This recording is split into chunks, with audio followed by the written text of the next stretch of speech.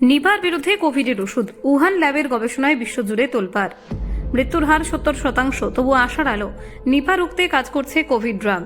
পশ্চিমবঙ্গে নিপা আতঙ্কের মধ্যে বড় স্বস্তি, VV116 ঘিরে চাঞ্চল্যকর দাবি। নিপা ভাইরাস, যার নাম শুনলে আতঙ্ক, যার মৃত্যুর হার প্রায় 70%, আর যার কোনো নির্দিষ্ট চিকিৎসাও নেই, সেই নিপাকে কি এবার থামাতে চলেছে কোভিডের ওষুধ? চীনের উহান ইনস্টিটিউট অফ ভাইরোলজির সাম্প্রতিক গবেষণা তেমনই ইঙ্গিত দিচ্ছে। গবেষকদের দাবি, কোভিড চিকিৎসায় ব্যবহৃত oral antiviral drug VV116 Nipa ভাইরাসের সংক্রমণ রুখতে সক্ষম। পরীক্ষাগারে ইঁদুরের ওপর চালানো পরীক্ষায় দেখা গেছে, এই ওষুধ প্রয়োগের পর বেঁচে থাকার হার প্রায় 70% পৌঁছেছে। শুধু তাই নয়, নিপার ভয়ঙ্কর বাংলাদেশ স্ট্রেন এর বিরুদ্ধেও কার্যকর এই ড্রাগ। পশ্চিমবঙ্গে নিপা সংক্রমণের খবর সামনে আসতেই যখন উদ্বেগ বাড়ছে, ঠিক তখন এই গবেষণায় স্বস্তি বার্তা দিচ্ছে। গবেষকদের মতে, চিকিৎসক এবং স্বাস্থ্যকর্মীদের জন্য এই ওষুধ হতে পারে গুরুত্বপূর্ণ সুরক্ষা কবচ।